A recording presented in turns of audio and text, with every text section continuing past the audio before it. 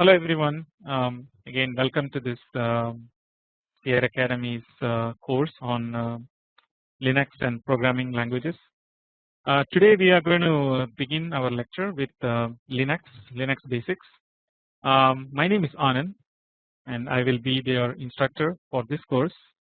I will be today, like I'm going to mainly talk about the Linux basics. Some of the history of Linux, how it evolved into where it is today, and why commercially it is very successful, and we will see why it is very successful commercially.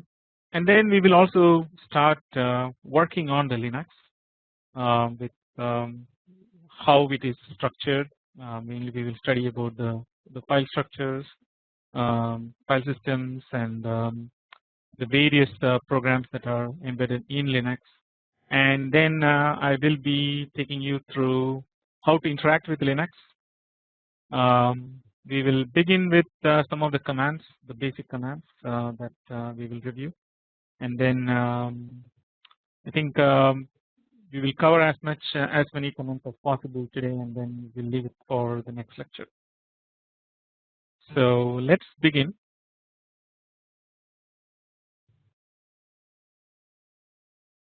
So let's briefly talk about the history of Linux. The history of Linux is not complete without talking about the history of Unix itself.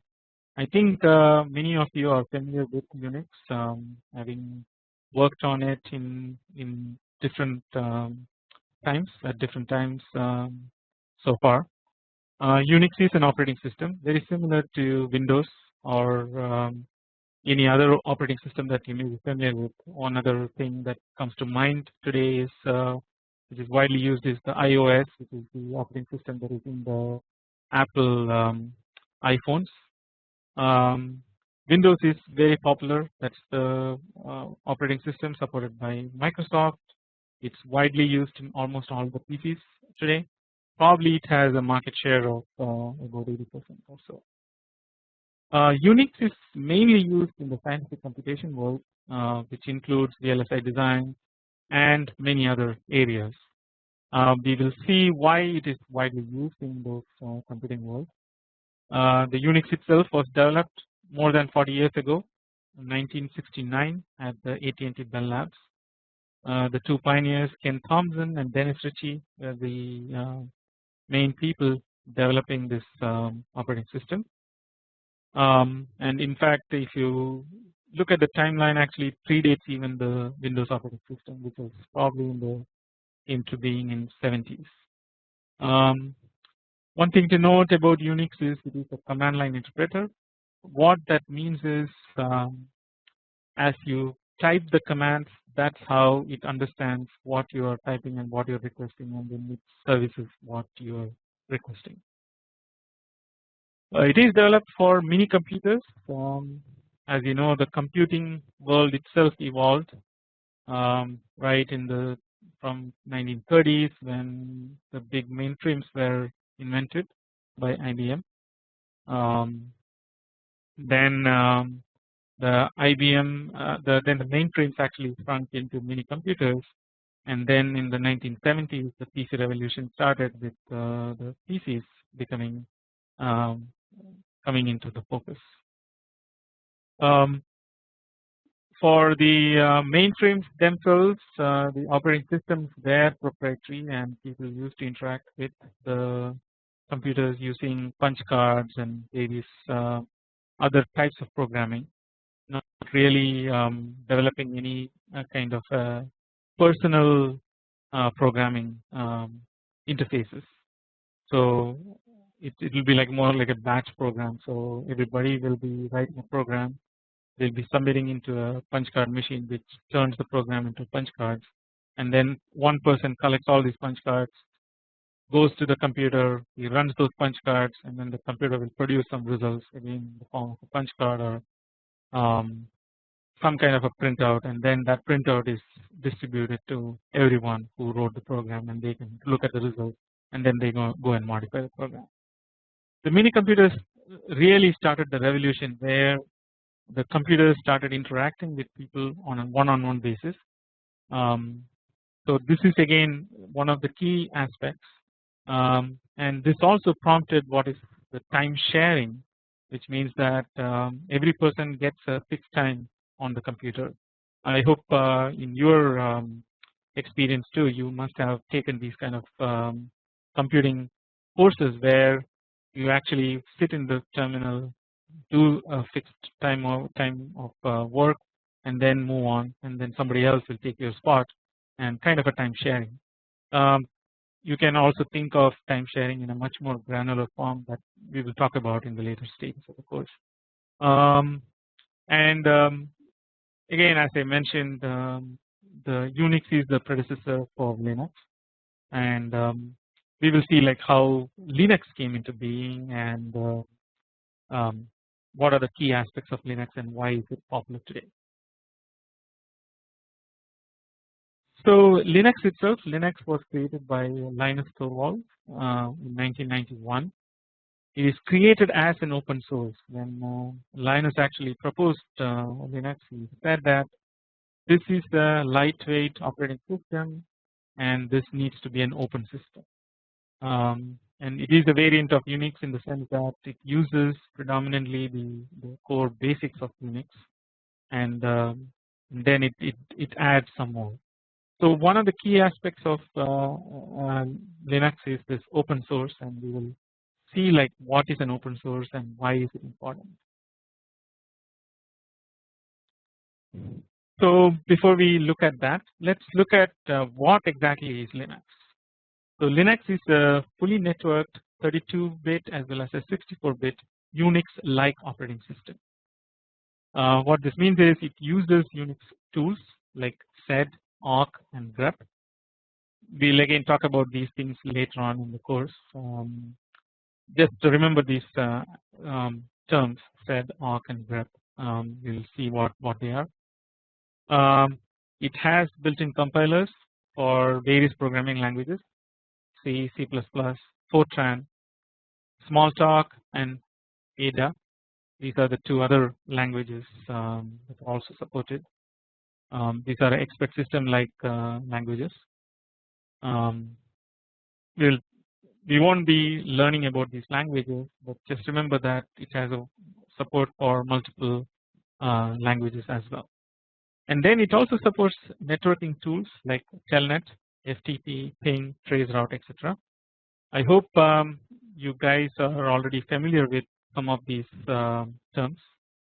For example, Telnet allows users to communicate to computers which are remotely located. So they can actually use Telnet as a protocol to log into a computer which is situated maybe like across the globe, and then basically use it as a server to service whatever their programming needs. FTP is it's an acronym for file transfer protocol. Again, this is mainly used for transferring one file to another, one file from one location to another location. Again, we will talk about some more concepts on the FTP as to how we can use it and things like that. Ping is a just a remote system where you can actually see whether a particular machine is alive or dead using this ping program, and we will talk about all those things in a much later stage. Again, as I mentioned, Linux provides a way for multiple users to communicate or multiple users to use. So it is a multi-user, multitasking, and multi-processor system. Why is this important? Multi-user, because now it's not like your PC where you're actually sitting and you have your own system, your own window, you just communicate to it, and then basically like it serves you. And so, for example, if you are editing a Word document, that Word document is so personal that only you can do it. Unless you put it on the web or you use a mail program to send it to somebody, nobody else is will be able to see what you are trying to do. Whereas in a multi-user situation, actually you can do some things, and then your friend can come and add on top of it, things like that. So again, the multi-user is key aspect why it is preferred in this computing world, in the scientific computing world. Multitasking, again, you can simultaneously work on many tasks within the Linux operating system. This is another key aspect today. In personal computing world, like if you contrast it against the Windows operating system, Windows also allows you to actually have multiple programs open, but you still can only work on one program at a time. Here you can actually see multiple programs as one program runs. You can actually work on another one, things like that. It forms with multiple windows inside the same operating system. And multiprocessor, again, that is important because now you can actually add on processors to increase the throughput of a given program and work simultaneously with these multiple processors. Again, contrasting to Windows operating system, Windows provides maybe multiple CPUs in a machine, but it still is working on only one of the aspects of it. Whether it's multi CPU, multi core, it's still servicing only one user, one program. It has an X Windows GUI. Again, X Windows is different from your normal Microsoft Windows in the sense that now you can open up multiple terminals inside the same window and then work in each of these terminals differently. It also coexists with other operating system. One of the key things that you will notice that today's x86 world, actually now you can put two operating systems at the same time. For example, in your PCs, you can create a partition where you can have a Linux operating system on one side, one partition, and then the Windows operating system on the other side. It also runs on multiple platforms. Again, this is another key thing. As I mentioned, now the Linux works on x86. It also works on Spark processors, HPs, DEC. You can name it. Like all these platforms can support Linux. And the important aspect that I mentioned in the previous slide was that Linux is an open source, and yes, so it includes the source code as part of the operating system. So even though we call it an open source, you have to think of this as providing this source code for majority of the programs, and we will see how this has evolved into even better and why people use it. So let's see why Linux is free. Linux is used today by a lot of companies. Number one is Linux is free, so you can view and edit the source code very easily. The source code comes shipped as part of the executable itself, as a part of the OS. Even though I call it like Linux is free, in reality it's really not free. There are commercial systems like Red Hat, Fedora, who actually produce Linux for commercial consumption. The thing is, even though Linus Torvalds' original vision was to have this Linux as a free operating system, it served a lot of purposes, but at the same time, support became an issue, and some of these companies took over the support, and so that they can provide the bug fixes and additional updates to certain features that the users are requesting in a more streamlined fashion. So that's the reason why there are commercially available Linux installations, and of course the commercial installations are attractive for the companies like ones who work on the design or VLSI design, for example, because they at least get a reliable installation of Linux rather than looking at the open source and see when some of the bugs may be fixed or something like that. and it is fully customizable. So again, people can write their own custom scripts and custom tools on top of Linux. And with, for example, if you have a real-time operating system or sorry, real-time processor, then you want to make it a real-time operating system, you can put your own customizations on top of the Linux operating system to make it real-time. One of the key features is the stability, which again comes from the open source, because once it is open source, it is tested and verified by large community of users, and they actually constantly test the new code, as well as they provide the bug fixes too. So it's basically about 30 years of testing has gone into this operating system, and hence we get a very reliable and a stable installation. Again, this is critical for critical applications. Even VLSI design, for example, is a critical application, and so we need these kind of highly stable environment. And it's also good for the shared environment as it offers today.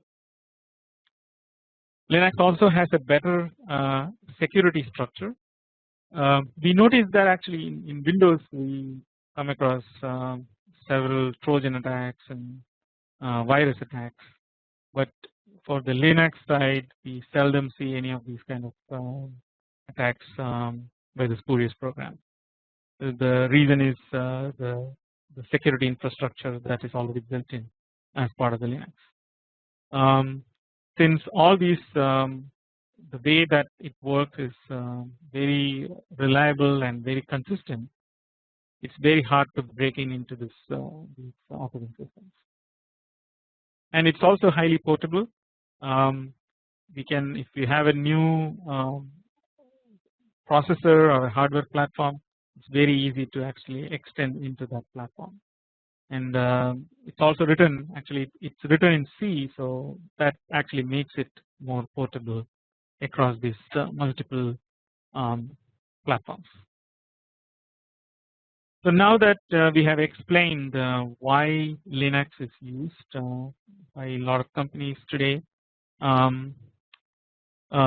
let's look at what are the main features of Linux, so that we can familiarize ourselves with Linux.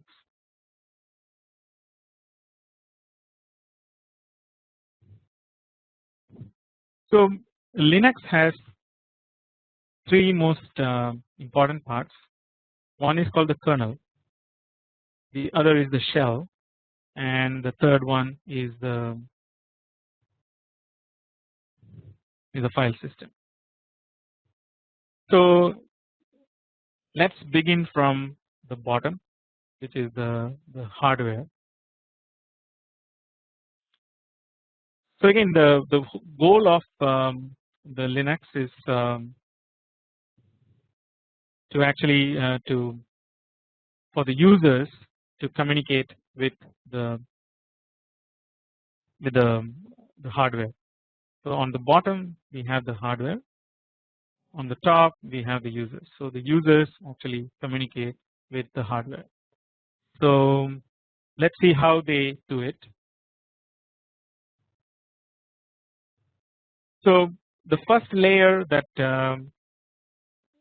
Unix, the Linux offers is the operating system itself, which is essentially has the process management, memory management, etc. They are the very low level programs which goes into the hardware resources, and they try to control the hardware resources. Okay. On top of these programs, we have the standard libraries which are used for opening, closing, read, write, fork, etc. These are the regular commands that are that support or that uses these process management and memory management and IO programs. They call these programs to do these things. and on top of that is the standard utility programs like shell editors, compilers, etc. And they actually call these other programs to facilitate how to do certain tasks. So as a user, you interact with these shell editors and the compilers. So as I mentioned earlier, the three main systems are the three main parts of Linux are the kernel, shell, and the file system. So you interact with what is known as the shell.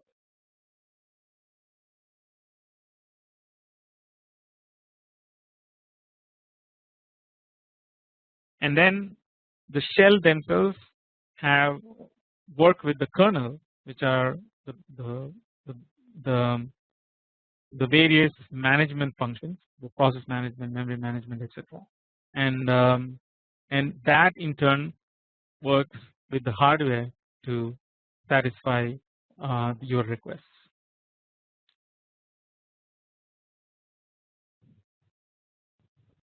So let's look at some more of the terminologies themselves. So when the users communicate with the shell editors, that aspect is known as the user interface. So as I mentioned, the various terminals that you open within the Windows are all the user interfaces, and that part that forms the shell. And we will also see like what is the shell. The shell is actually driving. It's the program that is driving these terminals, so that you will be able to interact with the computer. Then the shell itself works with the standard library, and we just call it as the library interface. And then finally, the libraries are populated using these the management commands, process management, memory management, etc., which manages the hardware resources, and that's what is called the system call interface. That interface between the libraries and the operating system. On the other hand, we see that actually all these programs that really work on the process management, memory management, etc., they are called the kernel, and then anything above kernel is the user mode or the shells, and going in between is the file system, which we will see how the file system will be organized, etc. So let's look at the kernel in more details. So the kernel is the heart of the operating system. It's the lower level core of the system. That's the interface between the application and the hardware. So you can think of the kernel as essentially they are programs that calls various hardware resources, and they also make sure that your programs finally are getting executed in time on certain processors or on certain the hardware resources, and with all the resources intact, with the required resources. So the functions that it performs are managing the memory, managing the IO devices, and then one of the key things that we talked about was this shared time sharing between the processors. So again, it allocates time between the user and the process. It also does the inter-process communication, which becomes very key when we talk about whether we want to interrupt a process, whether a process communicates with another process, handing over things, and it also sets process priorities. So let's look at a brief example.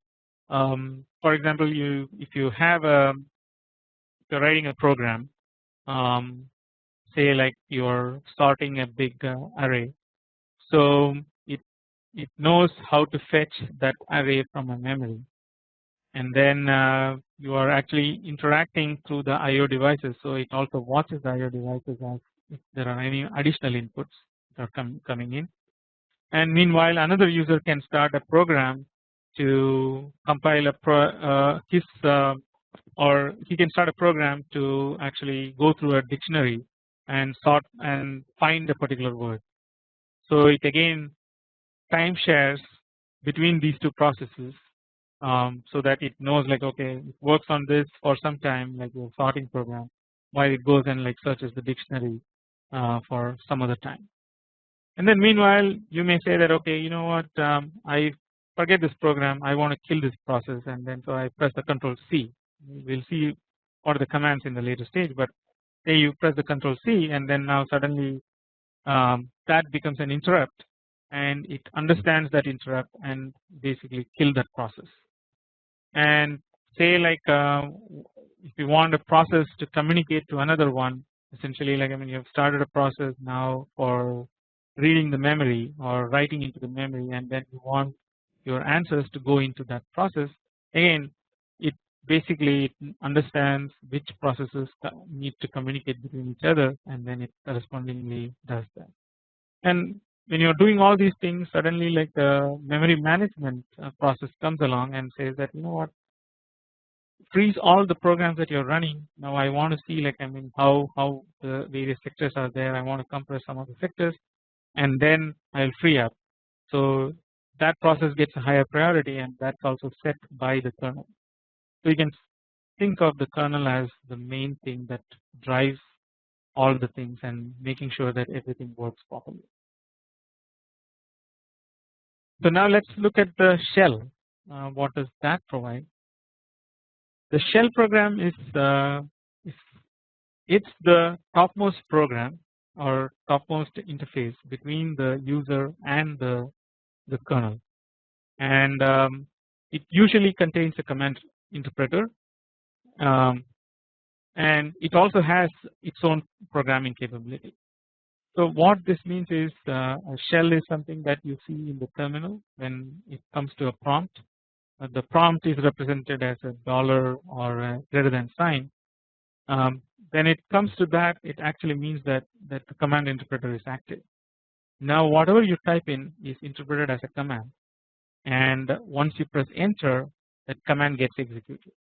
The command gets executed in the background. The shell understands that command, it takes that command, it executes the command, and then it spits out the result, and then again it goes back to that prompt and sits and waits for your command, the next command.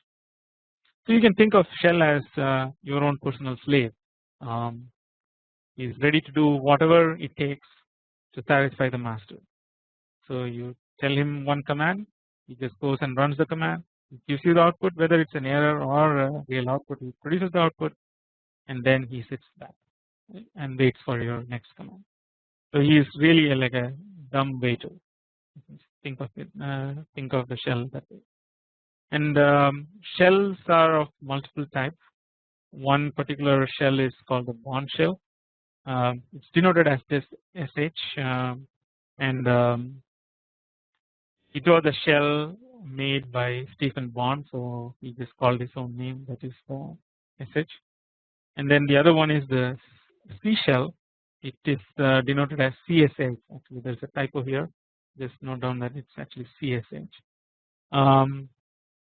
There's a modified C shell, which is also called TC shell, and then there is something called Con shell, which is denoted as KSH, and then there's the another shell called Born Again shell, which is also denoted as Bash or BASH. The Linus Torvalds first invented Linux operating system. He actually coded the Bash on top of the Linux. So the first shell that was coded on Linux was the Bash or the Born Again shell. So now that we looked at the second part of the operating system called the shell, now we move on to the next one, which is the file system. So once you understand the kernel, the shell, and the file system, then we can move on into the various commands. So let's look at this file system. one key concept of Linux is that Linux treats everything, whether it's a hardware resource or an IO device, whatever it is, it treats them as files. So, for example, if you are using a keyboard to enter, the keyboard itself is a file. So you can say like read keyboard, which means that it opens a file called keyboard and it tries to read whatever you type in. So now my question is, how do you actually write it into a terminal? The terminal device is also a file. So if you write from your program into a file called terminal, that gets displayed into the terminal. Now the hardware resources are also like various files, so they get executed. We will see in the later sections as to how they are denoted. Usually they are denoted as /dev or devices. And one other key aspect of it is there is a fixed hierarchy for the file system, and that's how the operating system finds where everything is residing. For example, if you want to put a device, you will typically put it into a /dev, or if you have other files, you will be putting it into another location. Again, the top level of the directory, or the top level directory, is known as the root, and that is denoted as just the slash. So when I say /dev, that means that it is a hierarchy under that slash which contains some devices. And then there are several other things you will see, like /etc, /bin, various things which denotes specific functions, and we will talk about that in a later stage. So now that we understood the three main things, we can start looking into some of the commands and how to navigate through the Linux operating system. So in order to get started, we need a couple of things. So when you start a device with Linux operating system, typically you go to the computer, you turn it on.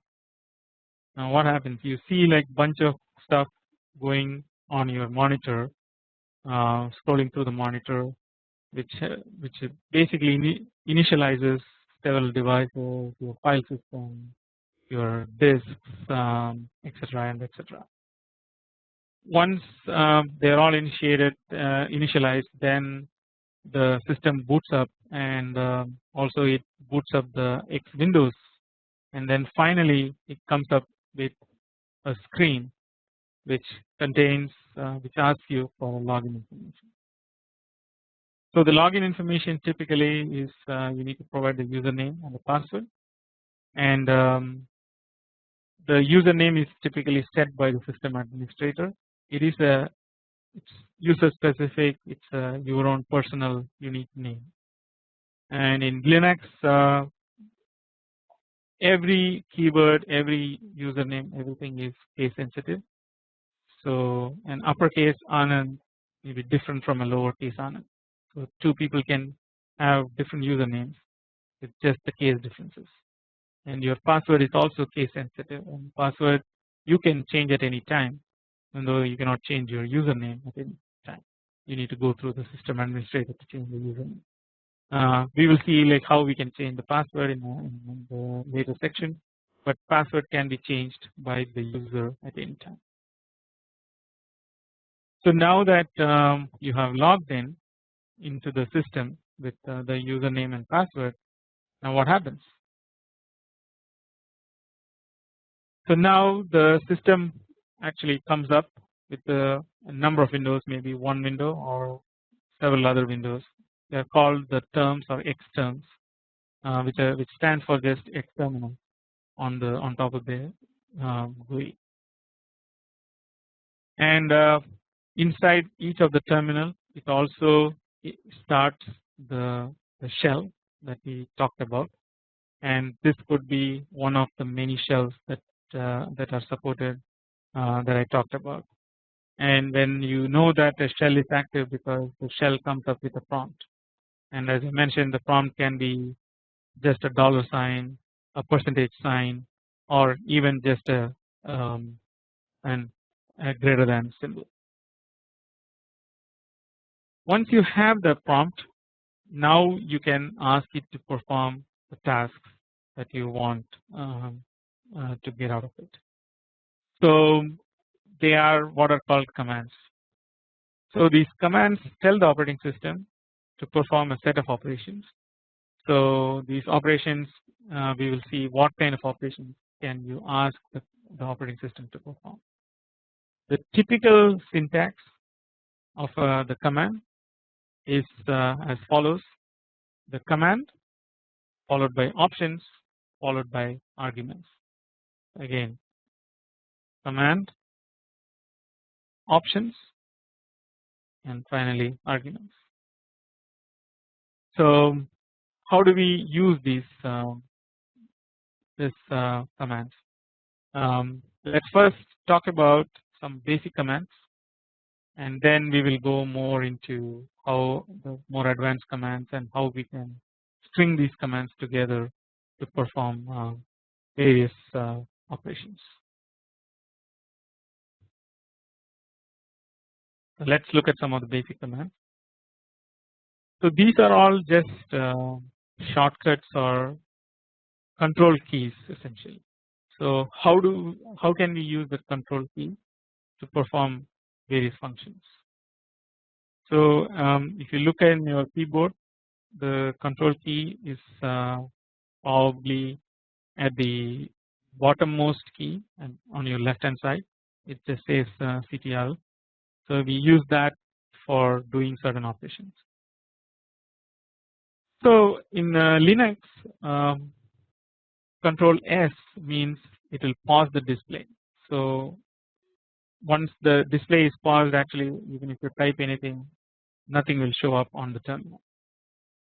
The control Q on the other hand will restart the display, so that once you pause and you can restart using the control Q. The other nifty control sequences are control C that cancels an operation. So you type in a long command, suddenly you find that actually, you know what, I don't want to execute this command, let me cancel this one. You can do a control C on it, or say like you started a command using in the command interpreter, and it is just going and it is running, and you don't know, like I mean after 1 hour you come back and see that actually it's still running, and you want to just cancel that command because you know that it won't take more than an hour. So again you do the control C and immediately it aborts that command and then comes back to the prompt. So for cancelling an operation, you can do the control C. Control U cancels a line, again the same thing. Once you start typing a line and then you just wanted to abort midway, and then because you may have done a typo, then you basically do a control U and then just retype that. Control D is to signal the end of file, and control V is to treat any following characters as a normal character. For example, if you type control V and then control C, it doesn't take the control C, it just thinks that you just typed as a C and then it just types the C. Other nifty control keys are control A to go to the beginning of the line. So for example, you're typing a long command and suddenly you think that, oh man, I made a mistake in the command name and I want to change the command name. So you can just press control A and then immediately the cursor will go to the first character of that command, and then from there you can either retype it or you can use arrow keys to move left and right. And then the other nifty one is also control E, which takes you to the end of the line, which is also pretty useful when you want to come back after typing this particular or making a change in the beginning of the command. Now you want to go back to the end of the command and then start continuing to type the remainder of the command. Again, control E is a very good way to do that.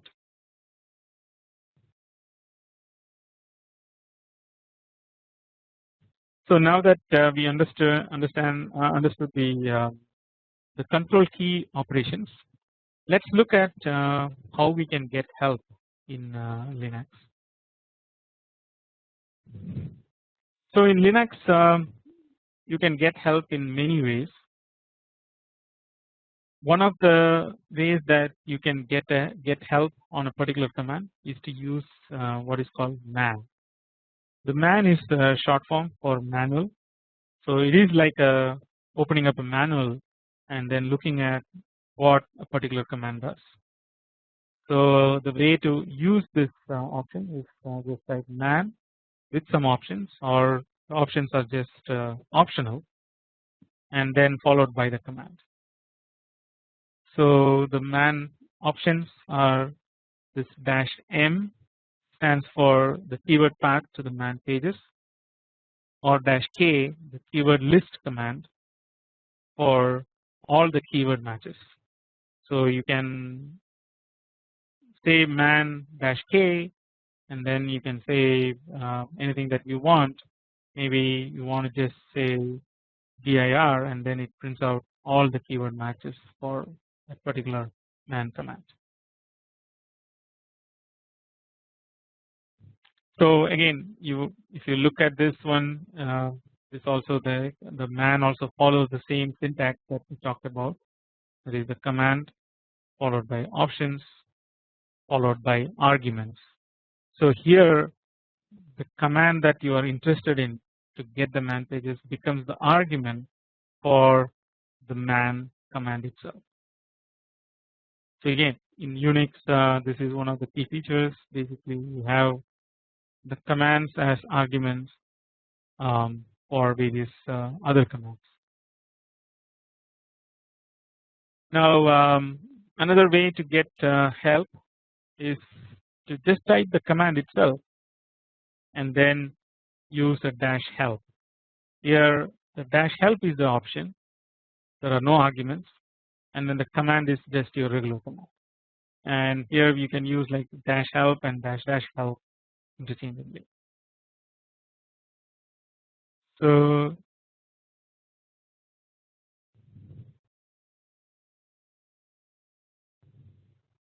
now let's look at an example of how the man is used.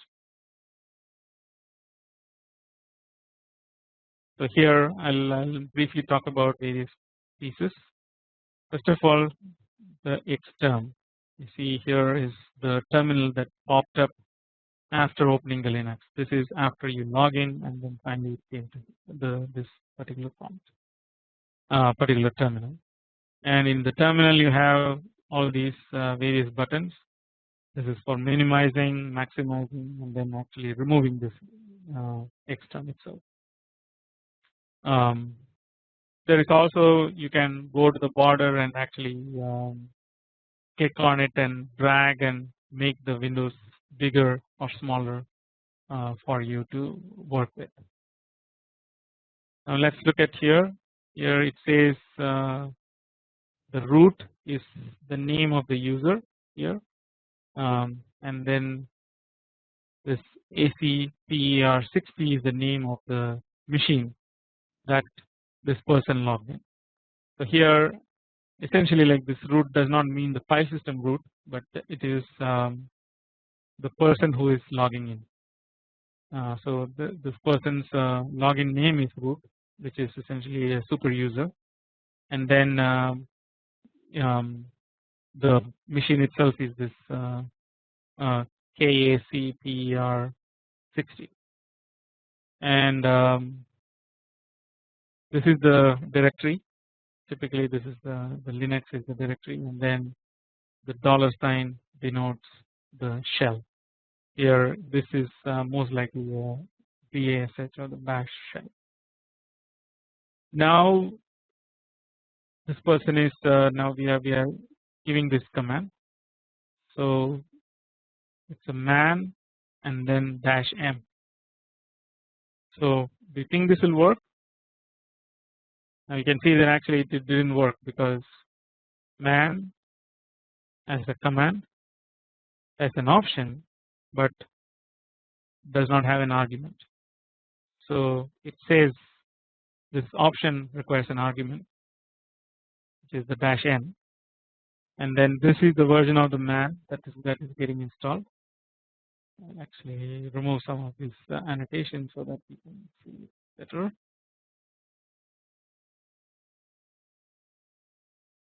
And now it also provides you with a usage how to use the man itself. So here it says man usage.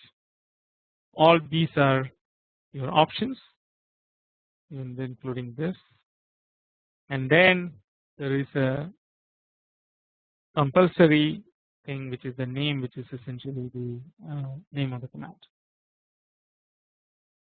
and then it goes on to actually explain you as to what each of these options mean. For example, A is find all the matching entries. We already saw some of them. To the uppercase M that we saw the path. To search, set the search path for the manual pages, the path.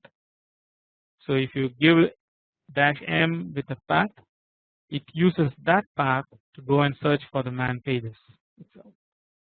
And then we also saw like the -k, which is here it says basically like the same as the A command.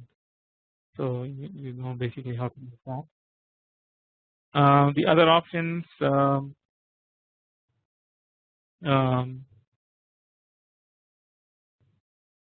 of the interesting ones like the print location of the man pages, -w. In fact, I typically use the man command with probably like even without any arguments, just man and then the command. That works most of the cases, unless you want to change some of these things. So this is one of the key things.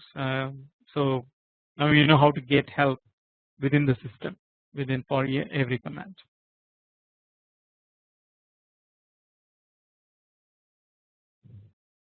So this is what we will see in the next slide.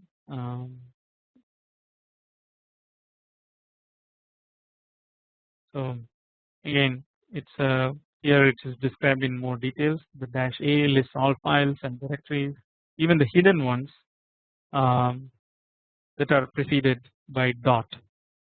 So one key thing about Linux is some of these files you won't be able to see it when you do just a display command unless you provide this -a option.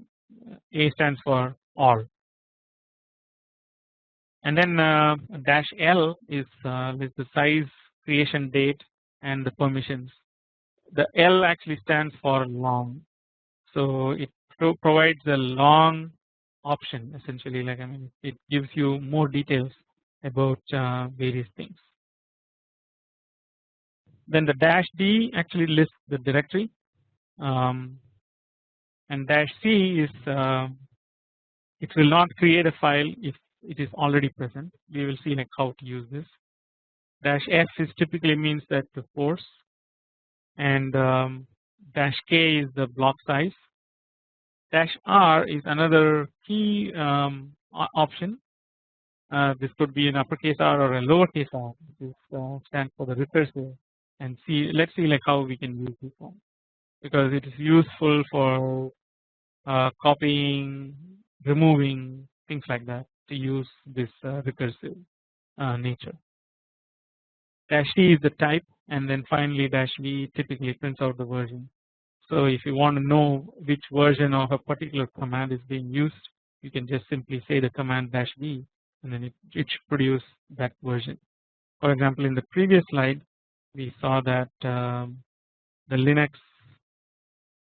actually even by default it printed out the version as 1.501.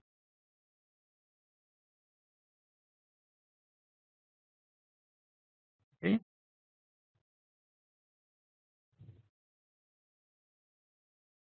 So now we will go into various commands, and I will start with ls. ls stands for list, and this is mainly used to list the files in the current directory. So there is a concept of a directory. We saw the file structure with the root directory as the slash, and then there you can also have bunch of directories under that. So every directory contains number of files, and to list the number of files we use this command called ls. In fact, there is an analogous command even in the Windows world where you can display the number of or the name of all the files inside a directory. And ls also has many options. Again, as I mentioned, the -l, that's one of them, which is the long list, displays a lot more information. -t is list by modification date, which is very useful because it sorts by the modification date, and you can actually the -t option gives the files from the latest to the oldest modified. We can do a R to reverse that order. So again, you can combine like these, some of these, I mean actually all these options together. They're not, you don't need to use them exclusively. And uppercase S lists by size, H is lists file sizes in a human readable format, and then I told you the R reverses the order. A looks for all the hidden files. Again, the file names that start with dot are hidden, so if you just simply give an ls command, it won't show up unless you put an ls-a. And then uppercase F lists files of a particular directory. So one of the useful thing is here you can see that as I mentioned, the options can be combined. Can someone tell me what this command will return? ls -ltr. I think you are correct. This returns the long form of the files, long name. It sorts first by the modification date from the latest to the oldest, but then because you see an R, it reverses the order, so actually it displays the files from the oldest to the latest files displayed at the very end of the list. I think like you should be clear. I also urge you to actually type man-ls or man-ls to get the manual entry for the ls command itself. It should print you like all these options, and then it also tells you whether you need an argument or not. Again, I want to ask you that question too. Does ls need an argument? I think again you are correct. It does not need an argument because it just lists the files in this directory. And double L is again a short form which stands for probably the ls-l. So then these are what are known as aliases. We will also look at some of these things and how to set up the aliases in the coming section. But this will be a good introduction for ls command, and I want you to actually try it out and just play with these commands as we go along, and then see how they work and what you learn from them. So now let's look at actually using the ls command in a particular directory. So here again I don't have to remind you, it's xterm and in this terminal all these other things that I mentioned with the prompt, and then now you type the ls. So look at how it produces the files. This is just mentioned the ls, right? So it produces all these things. Now tell me how these are presented to you. Here just simply sorted down alphabetical order and then just present it to you in the alphabetical order format. So you can see that 1, and you have to read it in various columns. This is column number 1, column number 2, 3, 4, 5, and 6. You can get the same thing with another option also known as ls-x that will also print in this format.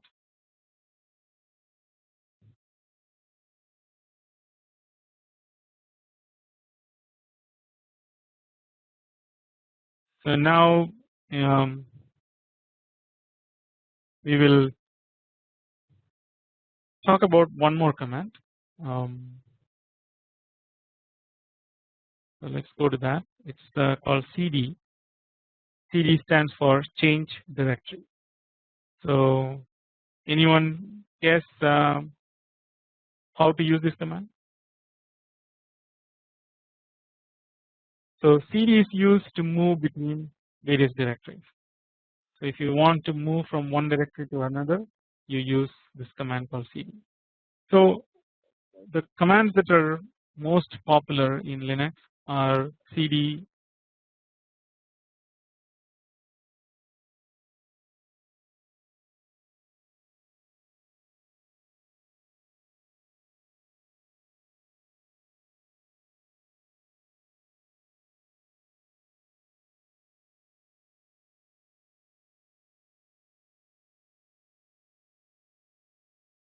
the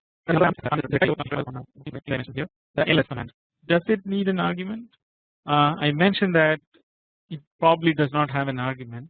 That is correct in most cases where you don't need to provide an argument, but you can also provide an argument which is you can type in ls and then space and then you can say like a particular file name. Then if that file name is found in that particular directory, it just returns that file name. If it is not found, then it will tell you that this file not found. Now there is a concept called a wildcard which we will learn in the subsequent sections. The wildcard is typically a character that kind of represents another variable or another name itself. So for example, you can say star or the asterisk symbol which denotes any character, or a question mark will denote any character but only of one character length, whereas a star can denote character of any length or character stream of any length. So how can you use it? You can say like ls star.pl, then it will only give you the files that have pl in as their last 2 characters, or pl as the suffix, because you put like star.pl. If you put a star pl, then it will also return to you anything that has pl as the last 2 characters in that file, which is slightly a bigger set than the star.pl if it is available. And if you say like star txt, then it only gives you the txt files, which are in this case basically there is this copied file ex1 txt, ex2 txt, f1 txt, and maybe out.txt. So it is useful in ls command to actually filter for some files and the others. So this is again a very useful command, as I mentioned. And now let's look at the cd command. So the cd command essentially is, moves between the directories. We will briefly touch upon this. So cd directory name moves to a directory called the directory name. So the cd is the command name. There are no options, and the argument is the directory name. So it moves from wherever it is to this particular directory. So you don't need to provide where you are moving from, essentially, because it knows that okay, that's where you are anyway. So what does it mean by actually moving to a different directory? This means that any command that gets executed subsequently will start as from that directory as the reference. So for example, say you have a directory called /a, and you actually went to that directory initially, and then you are doing commands like ls, then it produces the list of files within that directory called A. But now when you do the cd to /b and then put an ls command, now anytime the new command only like looks at that particular directory as its reference. So now it produces the list of files in directory B. Now there are characters which have special meaning. For example, the tilde, this denotes your home directory.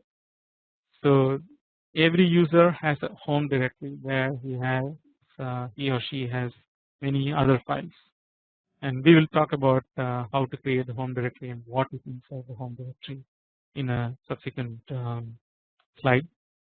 So cd tilde moves the cursor to that particular home directory, that's your home directory, and so now whenever you execute any subsequent command, it always uses your home directory as your reference. Another one is this dot dot. The two dots denote go to the higher level directory in that particular hierarchy. So if you have a /a/b, and from that if you are issuing cd dot dot, it goes to /a, and then same way, like I mean the slash indicates the hierarchy separator for the various directories. So if you are doing cd dot dot /dot dot, then it moves 2 level up the hierarchy.